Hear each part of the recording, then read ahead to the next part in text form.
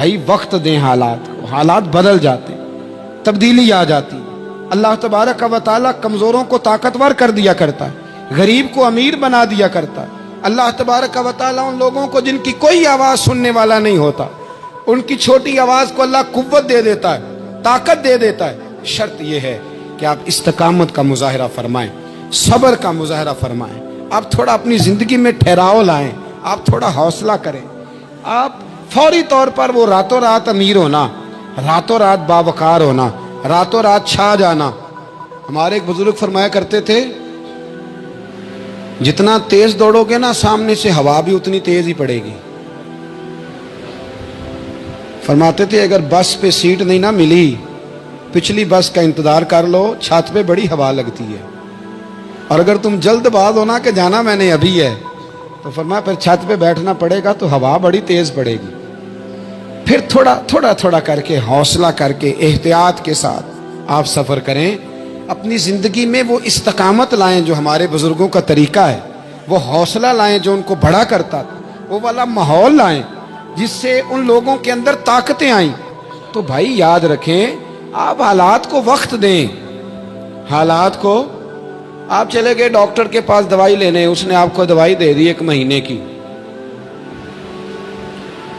اس نے کہا 1 گولی صبح کھانی، 1 شام کھانی، یہ سیرپ ہے اتنا بڑا، 1 چمچ صبح پینا، 1 شام پینا ہے۔ تو آپ نے کہا نہیں، میں نے تو 2 گھنٹے میں ٹھیک ہونا ہے، تو ساری بوتل ہی نہ پی جاؤں، ساری گولیاں کٹھی نہ کھا جاؤں، چونکہ ٹھیک جو ہونا ہے ہو جائیں گے آپ ٹھیک۔ وہ کہتا ہے 1 چمچ پینا ہے، 2 نہ پی لینا، یہ دوسرا اثر بھی ہو سکتا ہے، سائیڈ افیکٹ بھی ہو سکتے ہیں، آپ اس کو احتیاط سے لینا۔ اور کچھ گولیاں ایسی ہیں جو ڈاکٹر کہتا ہے پوری نہیں کھانی، آدھی کھانا، تو پھر پوری کھا لیتے ہو۔ بھائی تھوڑا انتظار کریں، آپ جہاں کھڑے ہیں، جس مقام پہ کھڑے ہیں، استقامت کا مظاہرہ کریں، تھوڑا وقت دیں، بڑی بات نہ کریں لیکن تھوڑا ٹائم دیں، تھوڑا حوصلہ کریں۔ ہم فوراً رزلٹ اناؤنس کرتے ہیں، فوراً۔ میرے سنگی کئی دفعہ کہتے ہیں کہ حضرت صاحب آپ کیسا محسوس کرتے ہیں؟ تو میں کہتا ہوں میں تو سیدھا محسوس کرتا ہوں۔ ہمیں لوگ فون کرتے ہیں ٹائم دو، جس کو دے دیا اس کے کاغذوں میں ویری گڈ ہے، اور جس کو نہیں دیا وہ سلام بھی نہیں لیتا، فون بند کر دیتا ہے، چھٹی۔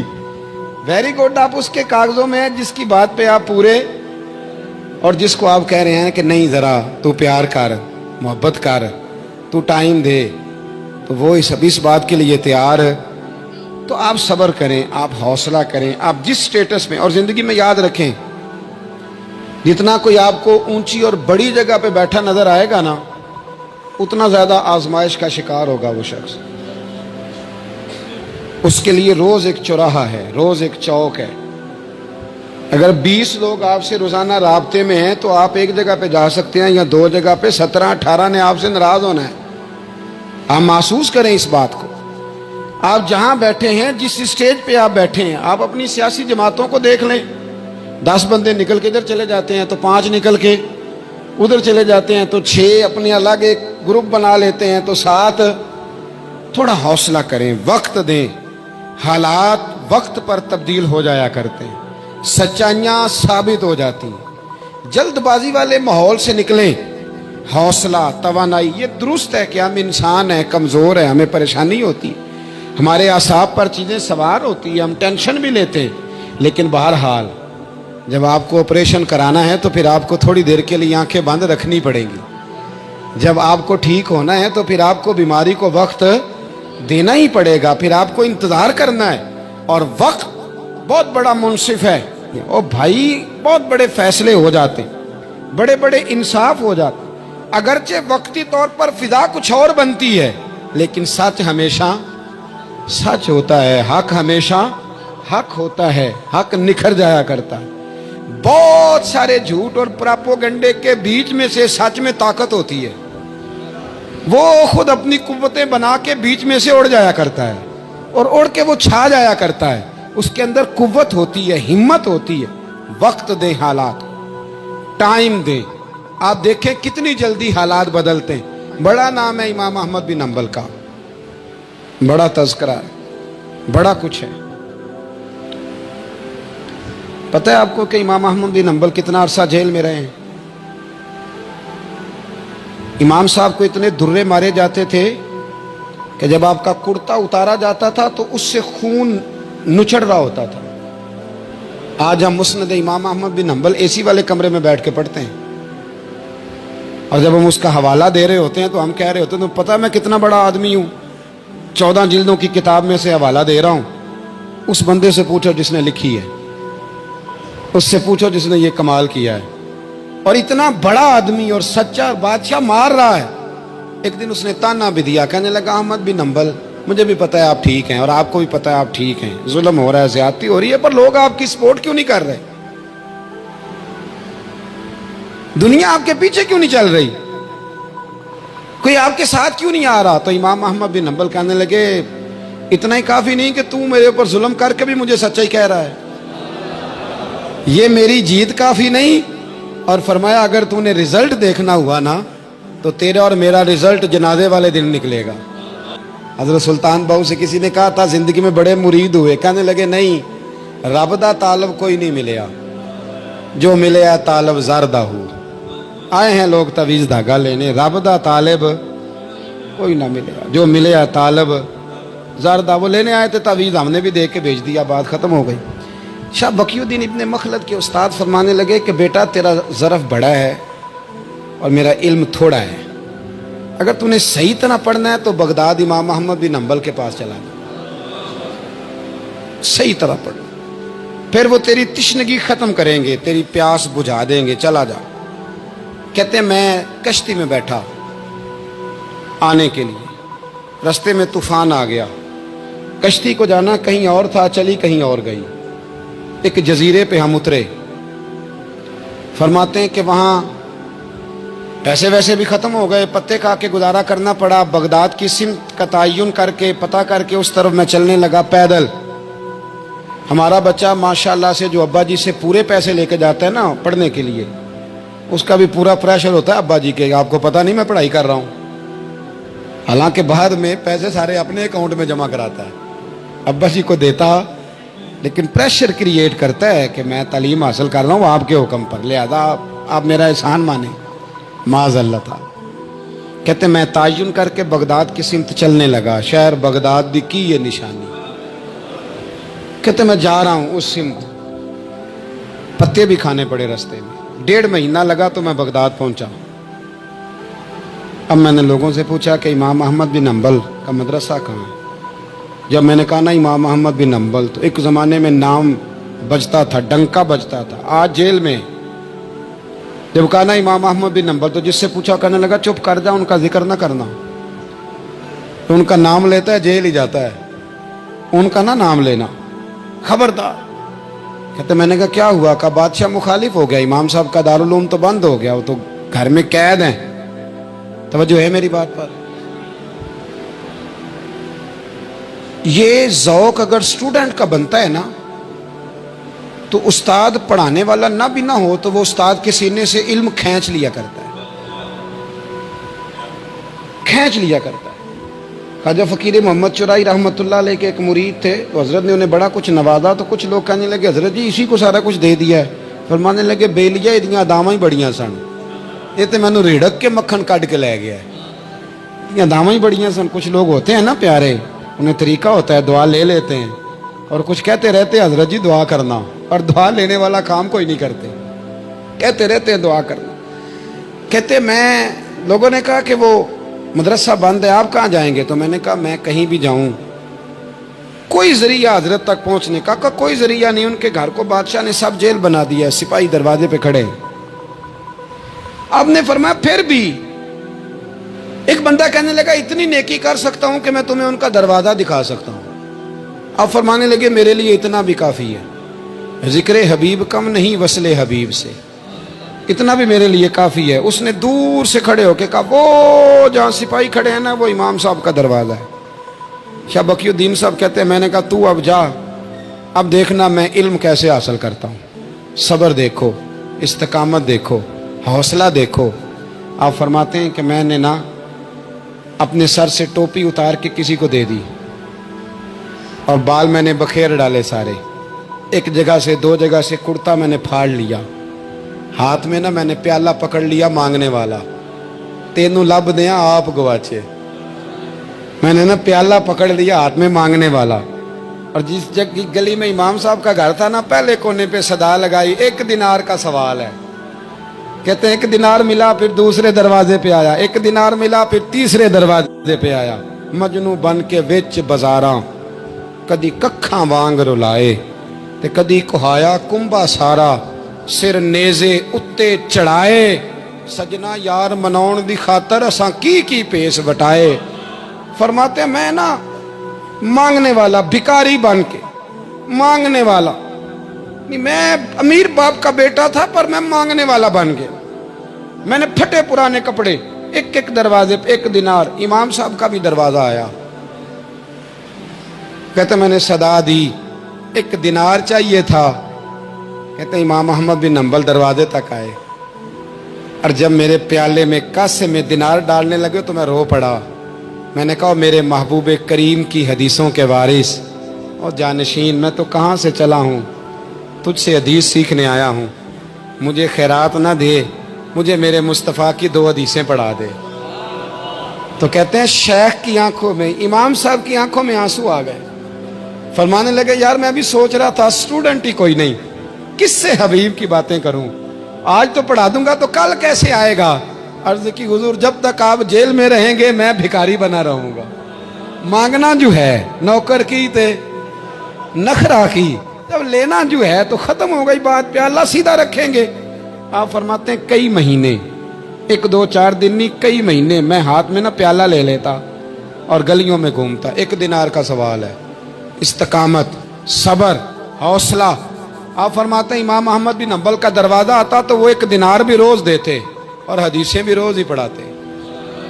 आप फरमाते हैं कि फिर वक्त बदल गया, फिर हालात तब्दील हो गए, बादशाह चला गया और नया आ गया। फरमाते हैं वो इमाम साहब का अकीदतमंद था, उसने मदरसा बड़ा बना के दिया, उसने मसनद बिछा के दी।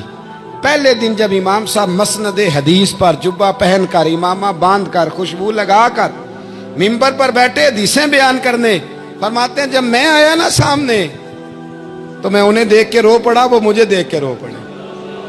फरमाते हैं उन्होंने कहा रास्ता छोड़ दो, इसे आगे आने दो। जब मैं आगे आया तो इमाम साहब फरमाने लगे पहले भी बड़ा पढ़ाया था, अब भी जिंदगी भर पढ़ाऊंगा, पर जिस सब्र और इस्तकामत से तूने पढ़ा है, जो मजा उन दिनों में आया है शायद दोबारा कभी ना आए। थोड़ा हौसला पैदा करें, थोड़ा इस्तकामत का मुजाहरा करें, थोड़ा सा ना। वो हजरत ख्वाजा निजामुद्दीन साहब से एक शख्स ने आके कहा था मेरा पीर कामिल नहीं तो मैंने बदलना है। फरमाया शरीक कबाहत तो कोई नहीं। कहने लगा नहीं। तो आप फरमाने लगे तो अल्लाह की रजा के लिए खिदमत कर, हो सकता है तेरी खिदमत की बरकत से अल्लाह उसे कामिल कर दे, अल्लाह कामिल बना दे, तेरी बरकत से ही कामिल हो जाए। थोड़ा इस्तकामत का माहौल बनाएं। मैं इस ज़माने में जो सबसे ज़्यादा कमज़ोरी महसूस करता हूँ लोगों के अंदर, तो यह है कि तदब्बुर नहीं, हौसला नहीं।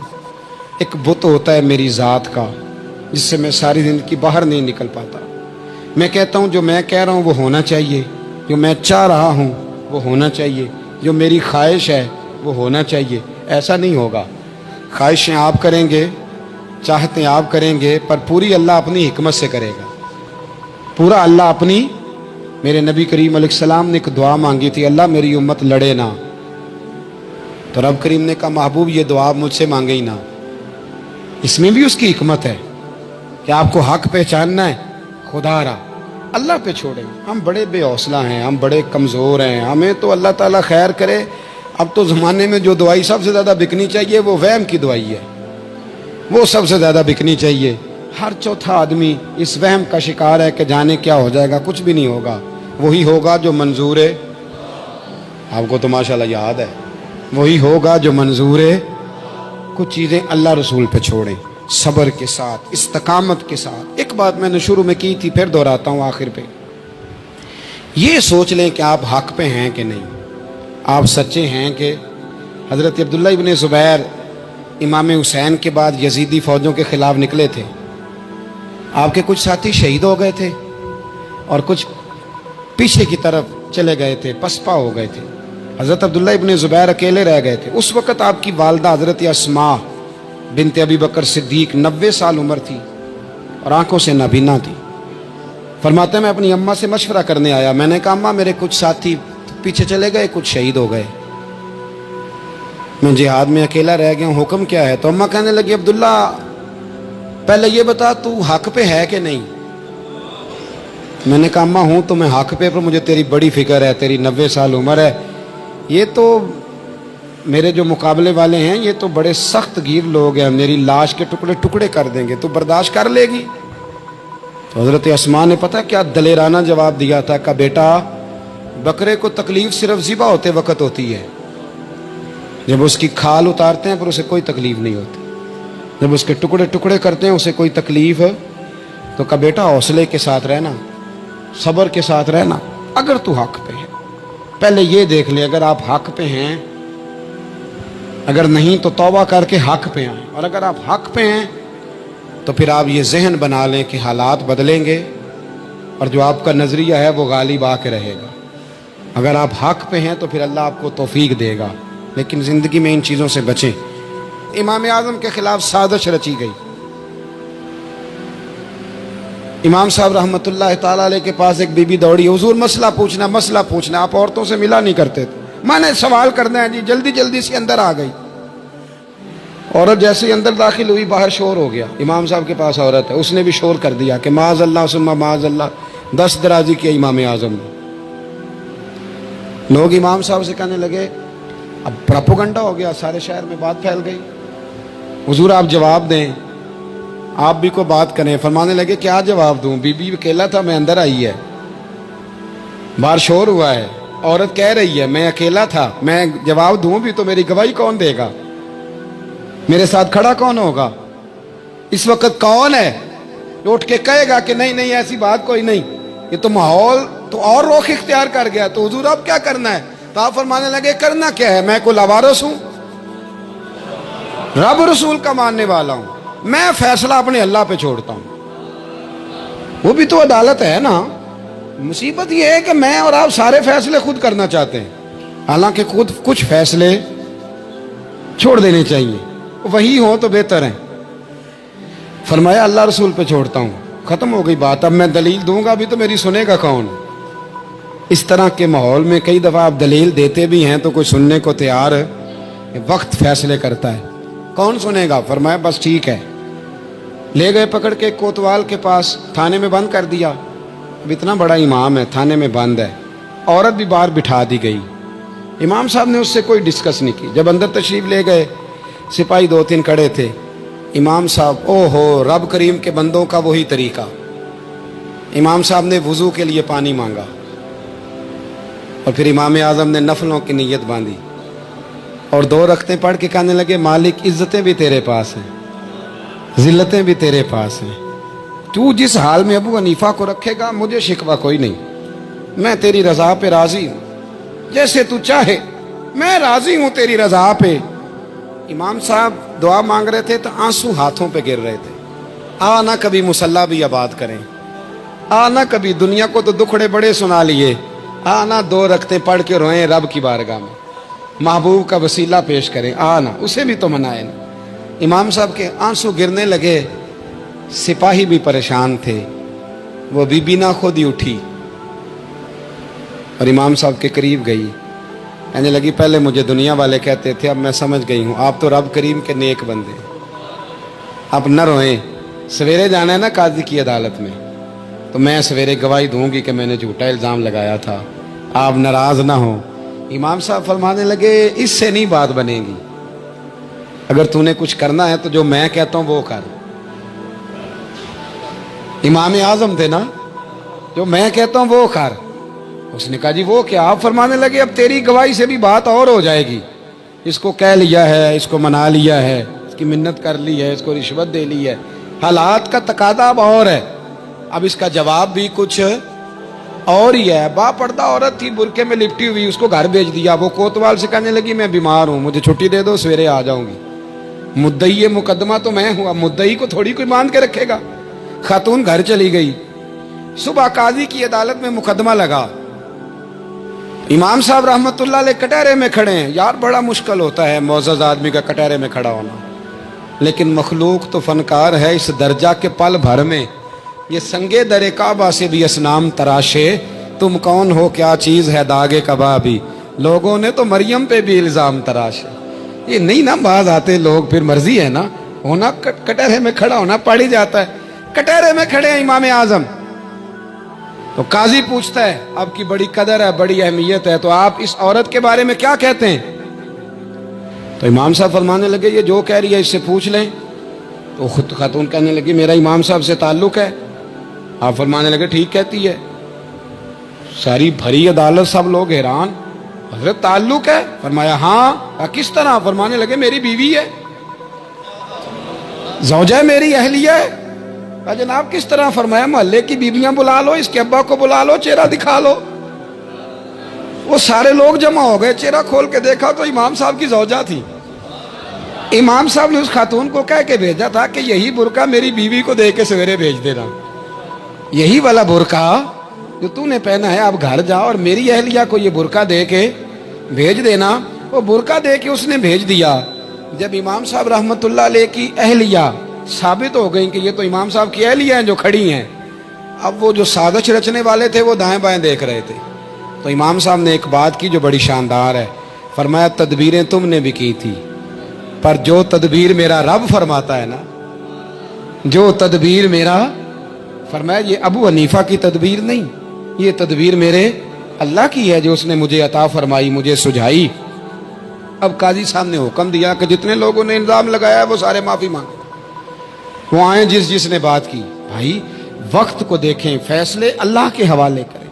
ہم لوگوں نے جھگڑے کر کر کے، دلائل دے دے کے، بحث کر کر کے معاملات کو اتنا الجھا لیا ہے، آپ یقین کریں ایک ایک خاندان کی 15 میٹنگیں اور پنچایتیں ہو جاتی ہیں، پر رزلٹ صفر ہے۔ وہ جی وہ فلاں چودھری صاحب اس کے ساتھ مل گئے تھے، فلاں آدمی ادھر چلا گیا تھا۔ آپ تھوڑا وقت دیں، صبر کریں، استقامت کا مظاہرہ کریں۔ آپ دیکھیں حالات کس کروٹ بیٹھتے ہیں۔ کئی دفعہ صلح کی پیشکش کی جناب ابو سفیان کو، لیکن وہ مانتے نہیں تھے۔ حضرت عباس فرماتے میں نے کئی دفعہ انہیں کہا، حدیبیہ میں بھی میں نے کہا، انہوں نے سخت شرائط کے ساتھ صلح کی، لیکن جب حضور لشکر لے کے گئے نا میدان میں، توجہ ہے میری بات پر، 10,000 کا لشکر گیا تو پھر ابو سفیان خود اٹھ کے حضرت عباس کے گھر گئے، کہنے لگے میں نے تو آج آپ کے بھتیجے کی شان دیکھی ہے۔ تو حضرت عباس کہنے لگے ابھی بھی وہیں کھڑے ہو، یہ بھتیجے کی شان نہیں، یہ اللہ کے محبوب کی شان ہے، یہ رسول کائنات کی شان ہے صلی اللہ علیہ۔ تو کہا اب میں صلح کرنا چاہتا ہوں، اب میری صلح کرا دو۔